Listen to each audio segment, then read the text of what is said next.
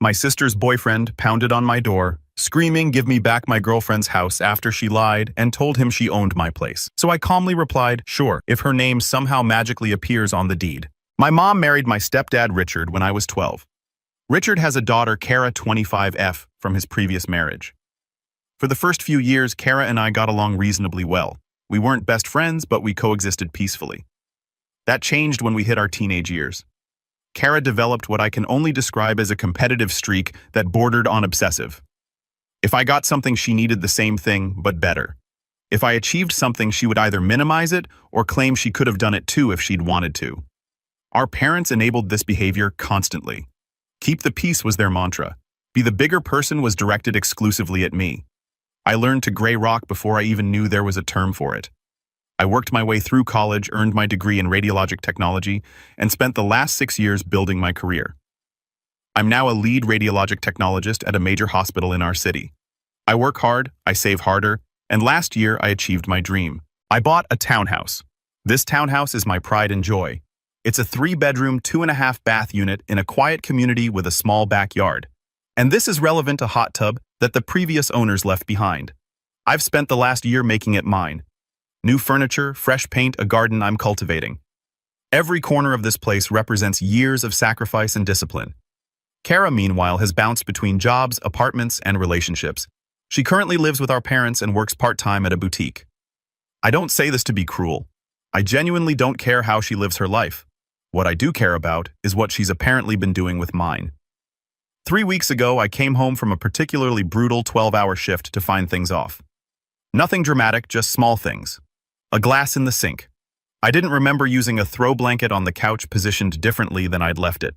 The hot tub cover slightly as you chalked it up to exhaustion and forgot about it. Then it happened again and again. Food started disappearing from my fridge. A bottle of wine I'd been saving was half empty. My shampoo and conditioner were depleted faster than they should have been. I started to think I was losing my mind.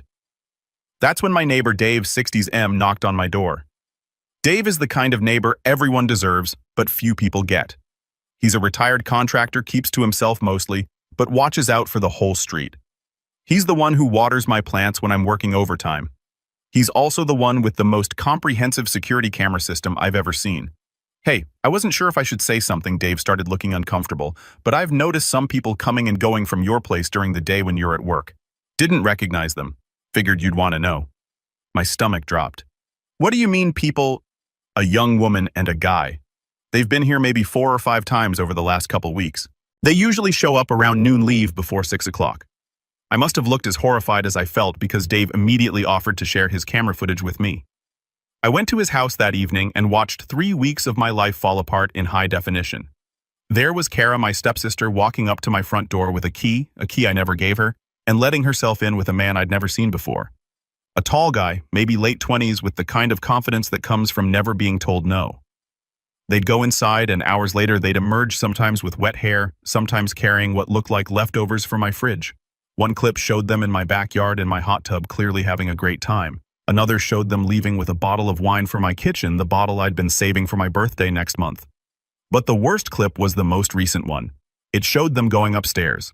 My bedroom is upstairs. My bed, my space. I called in sick the next day, the first time I've done that in 3 years, and went home to investigate. The evidence was everywhere once I knew what to look for. My bedroom sheets, which I'd washed on Sunday, had clearly been used. There was a long blonde hair on my pillow that wasn't mine. The bathroom smelled faintly of a cologne I don't own. My fancy body wash, the one I splurge on as a treat to myself, was nearly empty. I sat on my violated bed and cried for an hour. Then I got angry. Then I got strategic. Update 1, the confrontation. 3 days later, I spent the next 3 days preparing. I changed my locks immediately, investing in smart locks that I can monitor remotely. I installed my own security cameras inside and out. I made copies of Dave's footage and saved them in 3 different locations. I documented everything: the missing food, the used toiletries, the state of my bedroom. Then I called a family dinner. My mom was thrilled. "It's so nice to have everyone together," she gushed as I walked in. Richard nodded approvingly. Kara was already there, scrolling through her phone with practiced disinterest. I waited until we were all seated, until the small talk had petered out, and then I struck. "Sia, who's your new boyfriend?" She looked up, surprised that I was initiating conversation. "His name's Tyler." "Why?" Just curious. Have you told him much about yourself, your job, your living situation, that kind of thing? Something flickered in her eyes. Weariness. I guess normal stuff. So he knows you live here with Mom and Richard. The weariness intensified. I mean, he knows I have family. I nodded slowly, keeping my voice measured. Interesting. Because I've been having some issues at my townhouse lately. Things going missing, stuff being moved around. I was so confused until my neighbor showed me his security footage. The color drained from Kara's face. Our parents looked between us, confused. I have hours of video showing you and Tyler entering my home without permission, I continued, pulling out my phone and placing it on the table.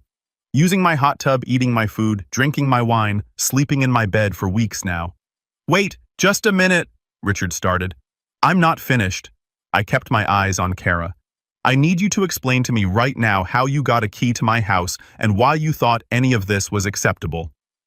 Kara's expression cycled through shock, fear, and then settled on something that looked disturbingly like defiance. It's not that big a deal. Family visits, family. That's normal. You didn't visit me, Kara. You broke into my home while I was at work and used it like a vacation rental. I didn't break in. I had a key made from Mom's copy months ago. Back when you first moved in, I figured it was fine. We're family. I turned to my mother. You gave her access to my key. Mom's face was red. She asked to borrow it to drop off a housewarming gift. I didn't think. No, you didn't. I turned back to Kara. Here's what's going to happen. You're going to tell Tyler the truth. That this is my house, not yours, and that you've been lying to him. Then you're going to pay me back for everything you've stolen and used. I have an itemized list. Kara laughed. Actually laughed. You're being dramatic. It's just some food and whatever. Tyler doesn't need to know anything. What happens between sisters stays between sisters. We're not sisters, Kara. We're step-siblings who've never been close. And that was before you violated my home and my trust.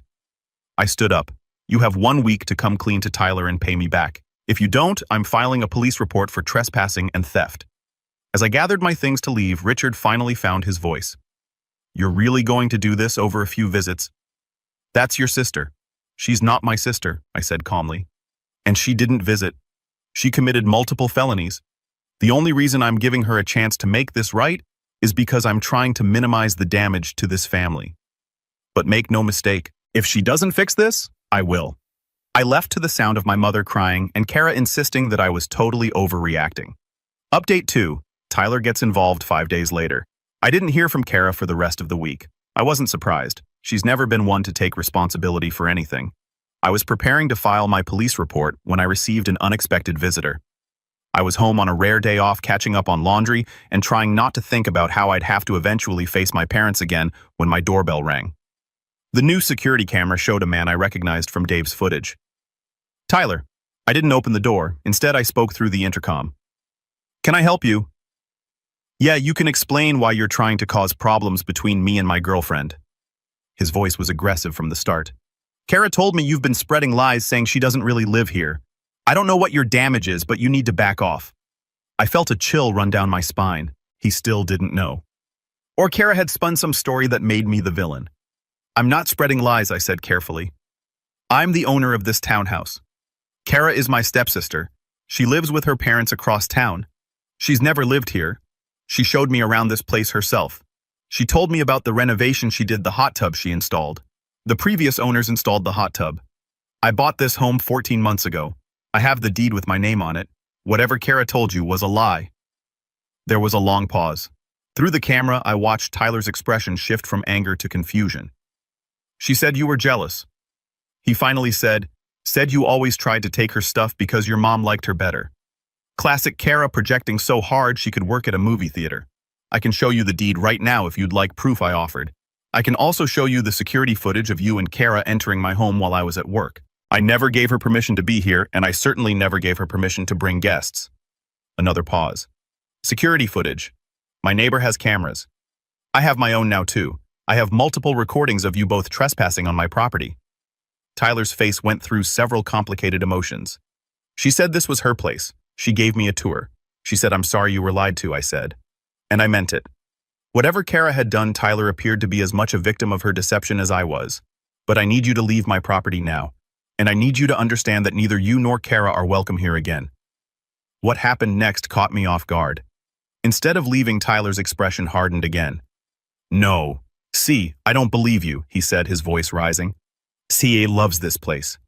She cried when she showed me her bedroom, talking about how proud she was. "You don't fake that kind of emotion. You're the liar here, trying to steal her home because you're some bitter lonely." "I'm calling the police now," I interrupted, already dialing. "Please leave, this isn't over," he shouted, finally backing away from the door.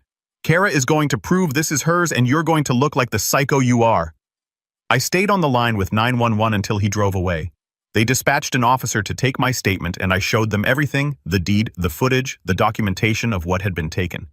The officer was sympathetic and suggested I consider a protective order if Tyler showed up again. I didn't think I'd need one. I was wrong. Update 3. The night everything escalated 9 days after initial confrontation. The next 4 days were tense, but quiet. I went to work, came home, checked my cameras religiously. Kara didn't show up. Neither did Tyler. I started to hope that maybe the message had finally gotten through. Then at 11:47 p.m. on a Tuesday night, my doorbell rang. I was already in bed, almost asleep, when the sound jolted me awake. I grabbed my phone and pulled up the security camera feed. Tyler was on my porch. Even through the grainy night vision, I could see he was swaying. His movements were uncoordinated. He was visibly intoxicated. "Hey!" he shouted at my door, pounding on it with his fist. "Hey, I know you're in there. Open up, I need to talk to you." I didn't respond. I was already dialing 911. "You need to give me my girlfriend's key," he continued shouting. "She said you took her key. That's theft. You stole from her, and now you're keeping her out of her own house." The 911 operator asked me to stay on the line. I gave them my address, explained the situation, explained that I was alone, and that the man outside was intoxicated and becoming more aggressive by the second. "I know you're watching me," Tyler screamed, apparently noticing the camera. "You think you're so smart with your cameras and your lies. Kara told me everything. You're trying to steal her identity. You're trying to take her life." He kicked my door. The sound made me flinch, even though I was upstairs behind a locked bedroom door. "Open this door right now or I'm going to break it down." "I swear to God, The police arrived before he could finish that threat. I watched through my camera as 2 officers approached, watched Tyler spin around to confront them, watched him take a swing at one of the officers, and miss spectacularly. They had him on the ground and in handcuffs within 30 seconds. I came downstairs to speak with the officers once Tyler was secured in the back of their cruiser. They took my statement, reviewed the camera footage from that night and the previous encounters, and strongly recommended I pursue a restraining order. Based on what we're seeing here, this isn't going to stop on its own. One officer told me he's convinced himself that his girlfriend's story is true, until he accepts reality, and sometimes that never happens. He's a threat. They arrested Tyler for public intoxication, attempted assault on an officer, and criminal threatening. He spent the night in jail. The next morning, I was at the courthouse filing for a protective order. Update 4. Legal proceedings and family fallout 2.5 weeks after initial discovery. The emergency protective order was granted immediately based on the evidence I presented. The judge reviewed the footage of Tyler pounding on my door, his threats, his arrest. The order prohibited him from coming within 500 feet of me or my property. But I didn't stop there.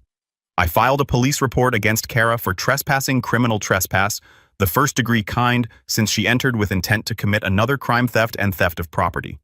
The stolen items totaled over $400 when I added everything up: the wine, the food, the toiletries, the laundering costs for my bedding. In my state, that's misdemeanor theft. The police took my report seriously. Dave provided his footage as evidence. A detective was assigned to the case. Then the calls started. First, my mother. "How could you do this to your sister? She made a mistake. Tyler's a bad influence on her. That's all. You're ruining her life over some groceries." I stayed calm. "Mom!" She broke into my home, repeatedly lied to her boyfriend about owning my house, and that boyfriend showed up drunk at midnight, threatening to break down my door. This isn't about groceries, but pressing charges, getting the police involved. That's so extreme. What would be extreme is if I did nothing and Tyler showed up again with more than just his fists. I'm protecting myself. I wish you could understand that. Then, Richard, you need to drop these charges. This is a family matter, not a legal matter. We can handle this ourselves. Richard, your daughter committed crimes against me repeatedly. Her boyfriend threatened me in my home. The time for handling this in the family was before she decided to use my house as her personal showcase. She said she just wanted to impress Tyler. She didn't mean any harm. Intent doesn't change impact. She violated my home, my trust, and my sense of safety. Actions have consequences. It's time she learned that. Richard hung up on me. I haven't heard from him since.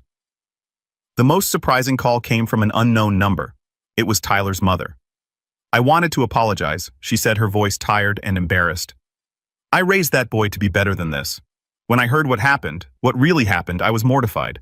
He's had problems with alcohol, problems with anger, and I think Ka knew exactly what she was doing when she spun that story for him. She used his issues against all of you. I didn't know what to say. I hadn't expected this. I just wanted you to know that I'm not defending him. Tyler's mother continued. He's my son and I love him, but he was wrong. And Kara, what she did to him, convincing him of a fantasy like that. It's cruel to both of you. I thanked her for calling. She gave me her contact information in case I needed a witness statement for the restraining order hearing.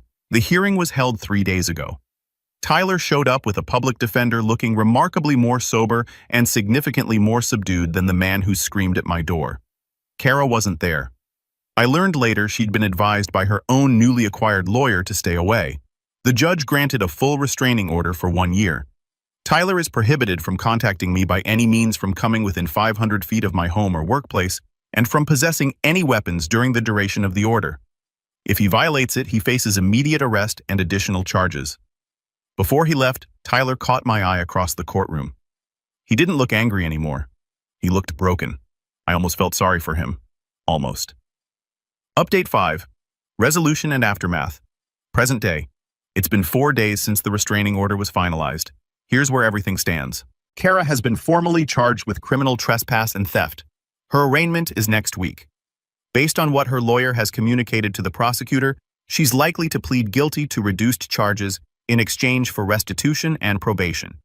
She'll have a criminal record now. According to my mother, who still calls despite everything, Kara has been devastated and can't understand why I'm doing this to her. I haven't spoken to her directly, and I don't plan to. Any contact now would have to go through lawyers anyway, which is fine by me. Tyler is dealing with his own charges from the night of his arrest: public intoxication, disorderly conduct, and attempted assault on a police officer. From what Tyler's mother has told me, we've spoken twice more since that first call. He's also finally getting help for his alcohol issues. He's in an outpatient program and has apparently ended things with Kara entirely. He told me he doesn't know who she is anymore. His mother said the person he fell for doesn't exist. It was all built on lies. I find myself hoping he gets better. Not for Kay's sake, but for his own. My parents have stopped calling. My mother sent one final text that read, "I hope you're happy now that you've destroyed this family." I didn't respond. There was nothing to say that would make her understand, and I've stopped trying to force understanding from people who are determined to misunderstand. Richard has been silent. I suspect he's wrestling with the reality that his golden child isn't quite so golden. Or maybe he's just written me off entirely. Either way, I've made my peace with it. As for me, I'm okay. Better than okay. Actually, I changed all my locks again just in case. I keep my security cameras active and check them regularly, but less obsessively than before. I've started sleeping through the night again, which took longer than I expected. I've been talking to a therapist about everything: the violation, the family betrayal. The fear I felt that night Tyler showed up. She's been helping me process it all. I also did something for myself last weekend. I bought a new bottle of wine the same vintage car stole, and I opened it on my back porch while watching the sunset. I sat in my hot tub in my house, reclaiming my space one evening at a time. A few days ago, Dave came over with a casserole. "Thought you could use some home cooking," he said, looking slightly embarrassed. "My wife made it. She's been worried about you." I invited him in for coffee and we talked for over an hour. He told me stories about the neighborhood, about the families who had lived in my townhouse before me. He made me laugh for the first time in weeks. "You handled all this exactly right," he said before he left.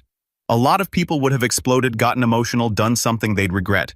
You stayed calm, you documented everything, and you let the system do its job. That takes strength." I didn't feel strong when I was crying on my defiled bed. I didn't feel strong when I was shaking behind my bedroom door while Tyler screamed threats at my front door.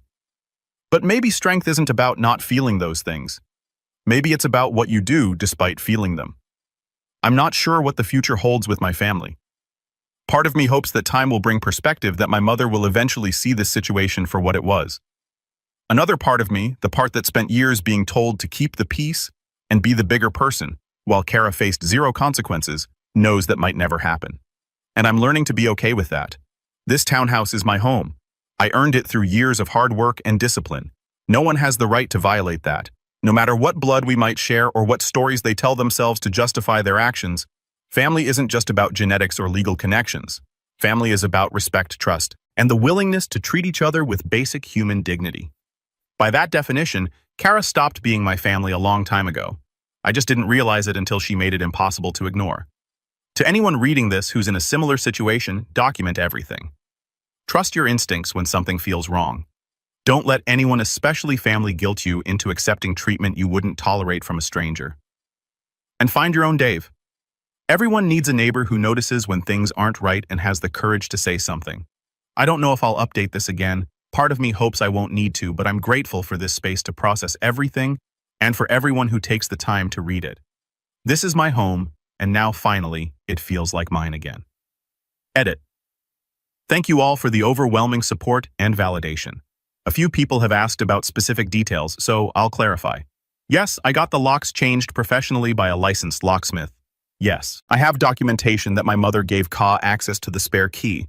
No, Ka never had authorization to enter my home without me present. For those asking about the legal specifics in my state criminal trespass in the first degree, entering a dwelling without permission with intent to commit a crime therein is a Class D felony. The theft charge is a misdemeanor based on the value. The prosecutor offered a plea deal to reduce the trespass charge to a lower degree in exchange for the guilty plea, which is why Kara's lawyer is recommending she take it. And to the person who said I should have just talked to her first before going nuclear, I spent 16 years talking. 16 years being told to compromise, to understand, to be the bigger person. Talking doesn't work with people who don't want to hear you.